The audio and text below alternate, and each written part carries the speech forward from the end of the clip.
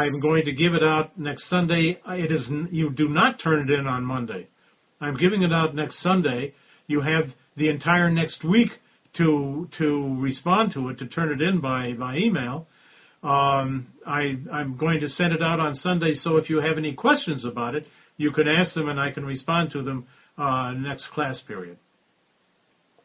So you do not turn in your exams on Monday next week.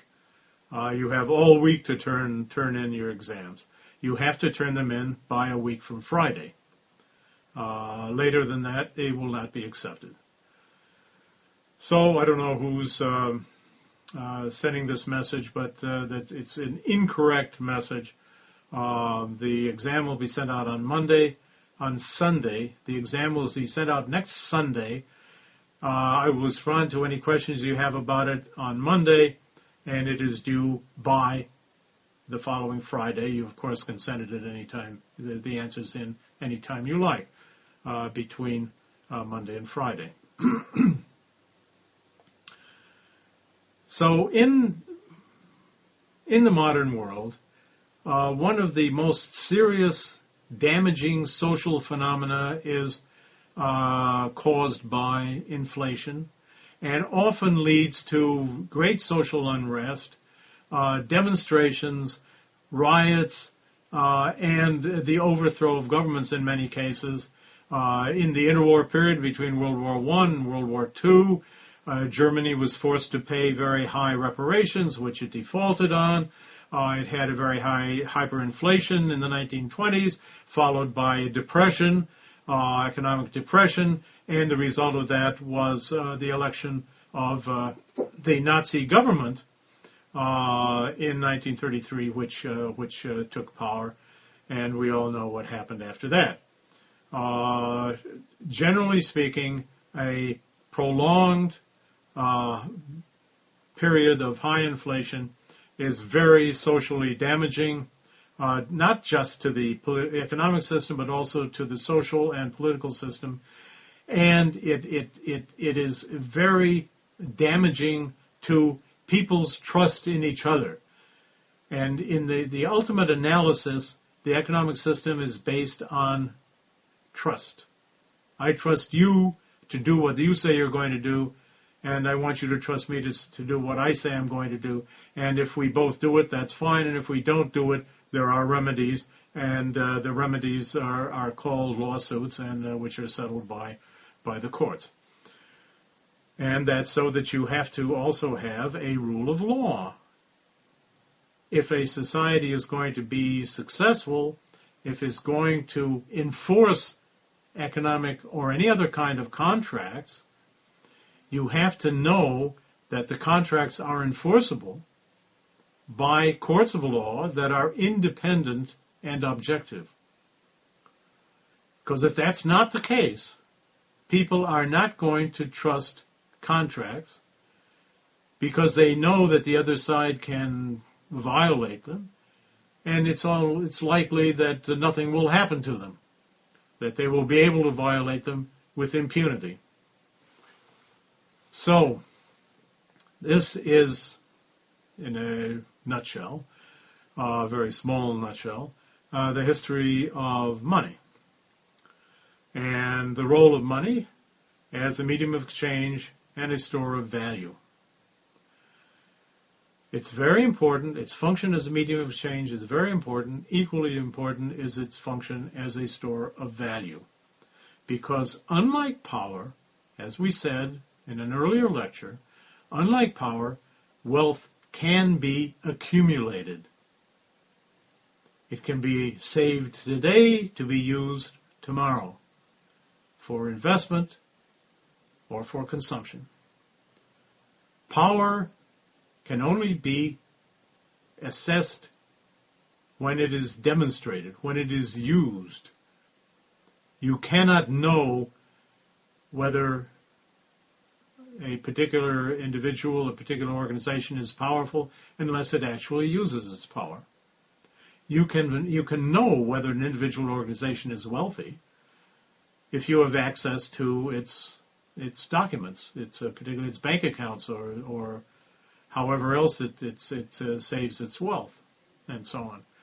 You say this corporation is wealthy, this other corporation is relatively less wealthy, this individual is wealthy, this other one is not, this country is wealthy, this other country is not, and so on and so forth.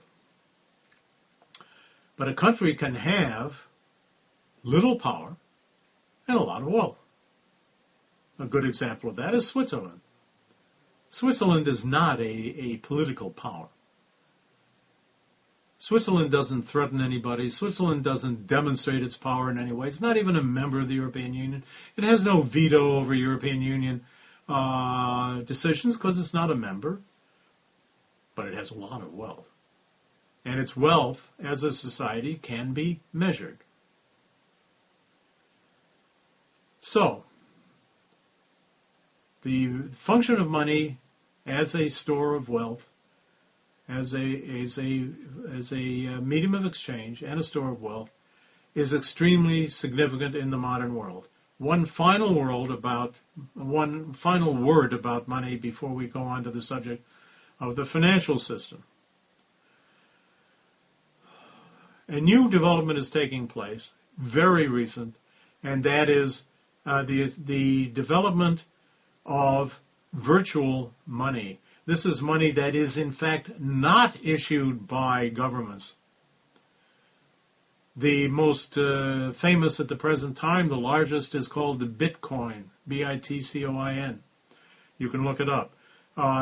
These are units that are created by individuals and organizations and then are used for purposes of exchange with other individuals and organizations.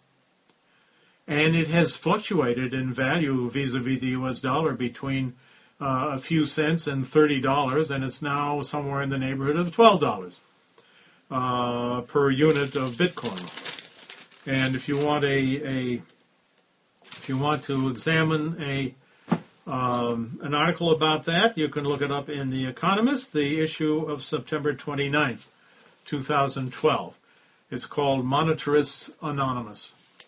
And this is a development that is going to continue to develop, and it will, to the extent that it does develop, it will reduce the role of the state in issuing money. And it remains to be seen what that will mean.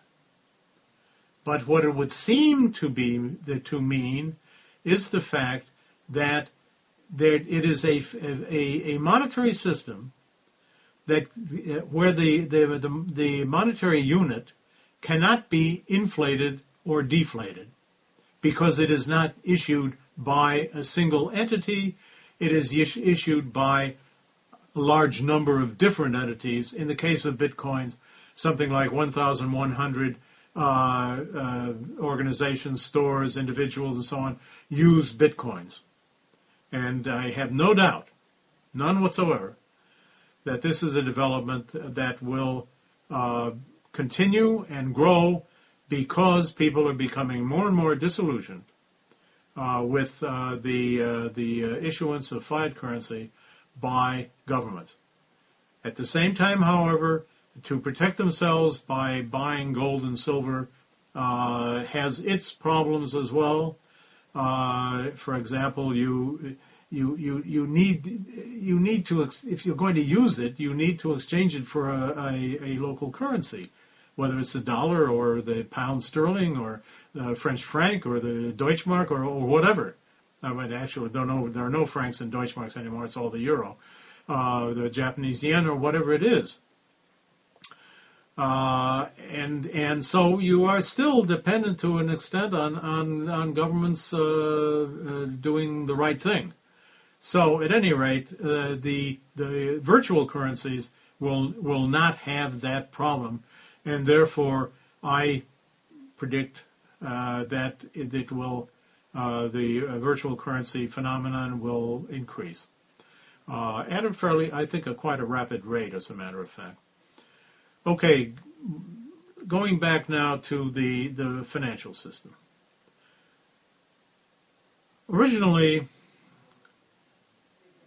people have borrowed and lent for centuries, of course. Much of the legal codes of the ancient empires had to do with commercial transactions. Some of the earliest written documents that we have are commercial contracts. I agree to send you so much wheat, and you agree to send me so much wine, or whatever the case may be. We have those in Sanskrit. We have those in Proto-Semitic. We have such contracts dating back to periods such as 2000 BCE. So people have been exchanging goods and services, and they've been lending to others in order to provide that kind of service. Nevertheless, a financial system as such did not exist. These were individual transactions among and between individuals or groups of individuals.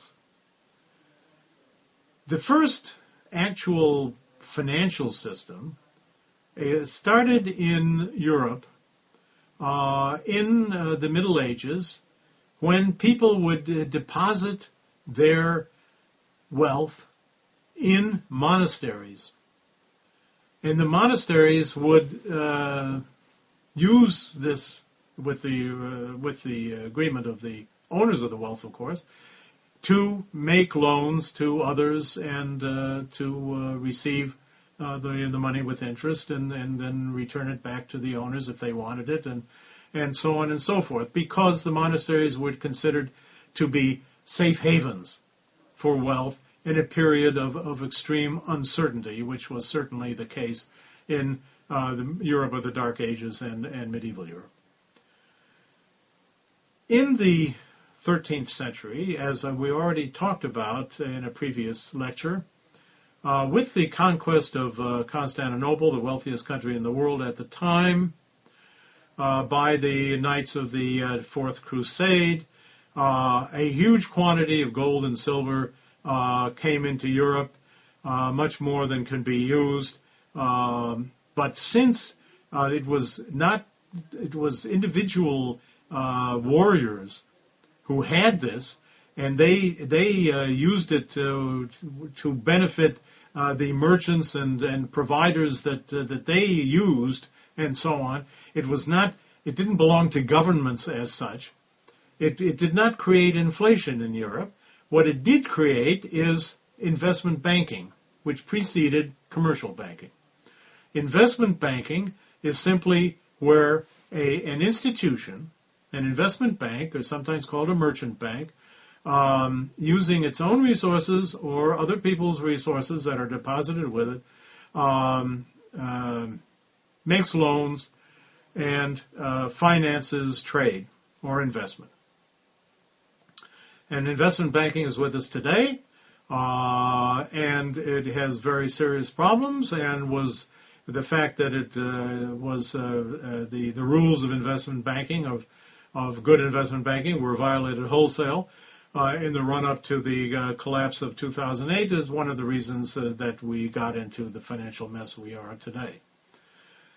But that process developed, and of course in the 13th centuries we had the first sovereign default on loans. King John of England defaulted on loans that he took from Italian bankers, investment bankers. Nevertheless, the system increased and developed, and the conquest of the Western Hemisphere was initially financed by South German banking houses. And very large enterprises were financed in this way. The Italian city-states, the trading city-states, Venice, Genoa, Pisa, and others, were centers of investment banking as well as centers of trade. And so you developed, as I think I mentioned in a previous, the term bankrupt comes from the fact that if a merchant who occupied a bench on the Rialto Bridge in Venice defaulted on a debt, they smashed his bench, bancarotta, or bankrupt. This person was bankrupt. He no longer could do business, and so on. Okay. Eventually, someone came up with the idea that, well, instead of just utilizing our own resources and those of a small group of associates and friends and so on, why don't we gather resources from the great public as a whole? And that what resulted from that was commercial banking, where the liabilities of the bank are the deposits of the bank, and the assets of the bank are what it does with the deposits, the investments it makes, as well as its capital. That's commercial banking in short, and in terms of the theory of commercial banking. In other words, you take deposits from the public, and with that money and your own money, you make investments. Okay.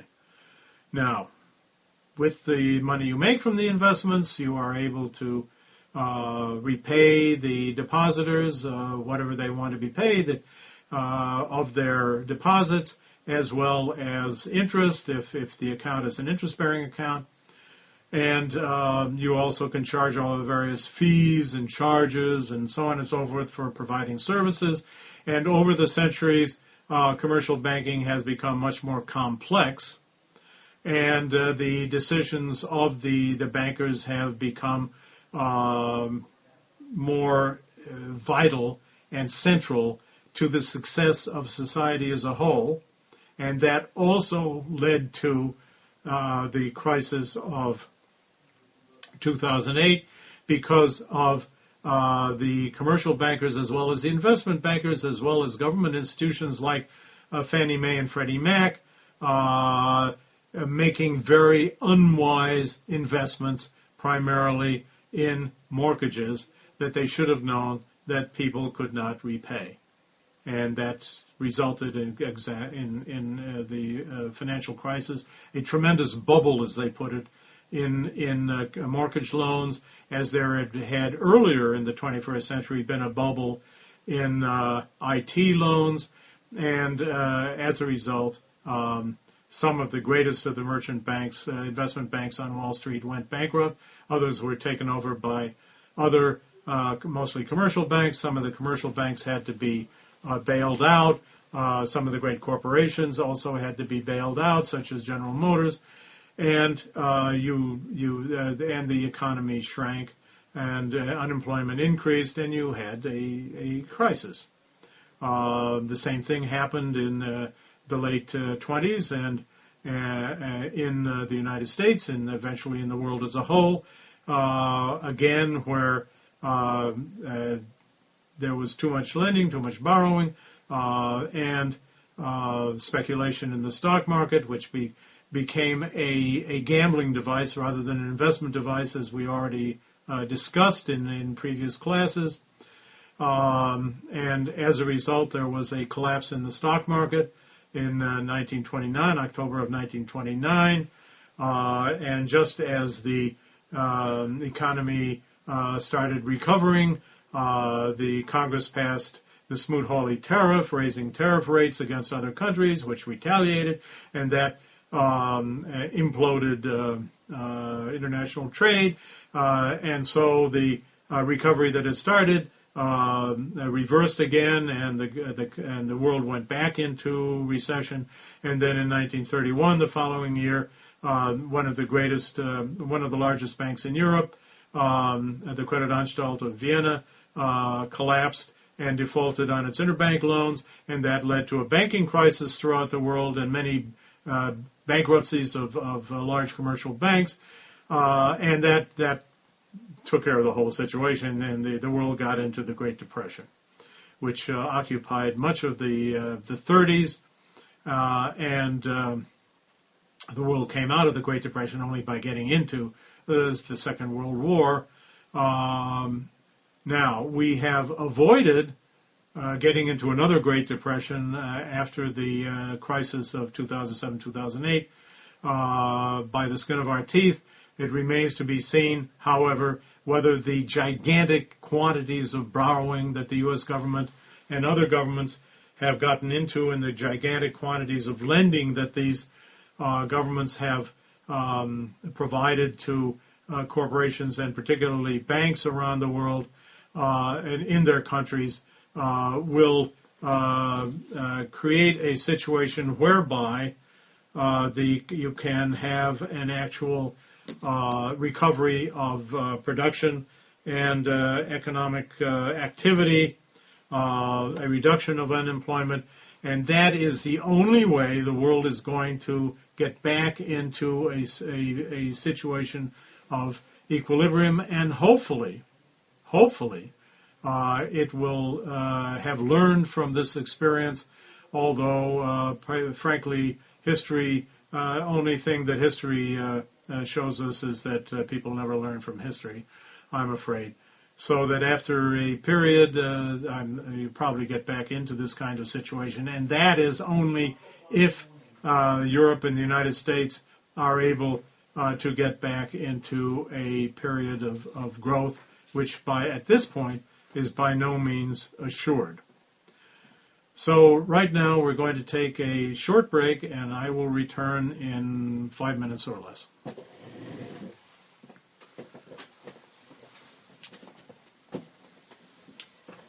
just take the talk off for a moment and the video off. Okay. Yeah. Is she all set? Yeah, she's fine. Okay, so I turn the two on again. Yeah, you know, just... Yeah, you just click on this and this. Okay, although that doesn't show any longer. But that's all right. Yeah, could I just turn it off? No, but I mean, yeah, I know, but before it didn't. This. Okay. Anyway, it doesn't matter. Because they can see me. I'll pop by in the morning and speak to Bezek about this, and I'll pick up the... Oh, so we're on the stick. Yeah, at the moment, yeah. Okay, well, thank God, at least as at this point. Yeah. There haven't been any breaks. And either way it's recording, so... Yeah, okay. Very good. I mean, it is, in fact, a bathroom break. So, Barbara's all set? Mm-hmm. Great, thank you very much. Hold on, why isn't the talk coming back on? It's good to deal with geniuses. I must meet some someday. Mm-hmm. Why isn't the talk coming back on? Because Gavin Rice has got his talk on.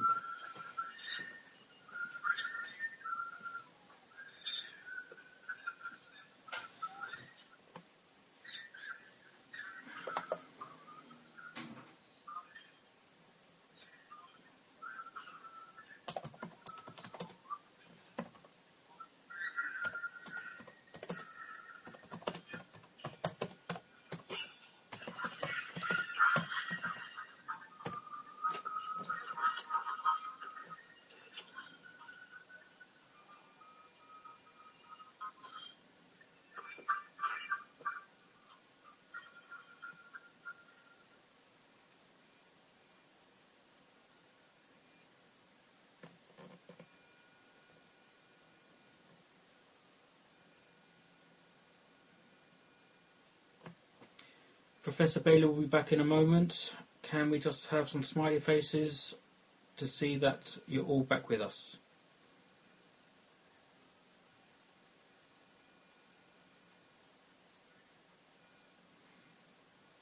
Anybody else?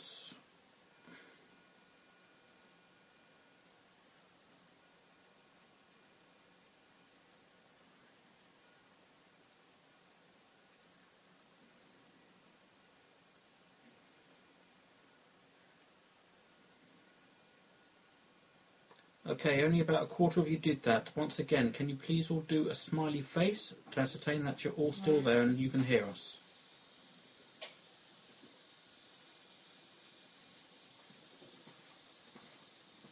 Is there a problem? Okay, no, fine. They're all there, they're all listening. Okay, great. I'll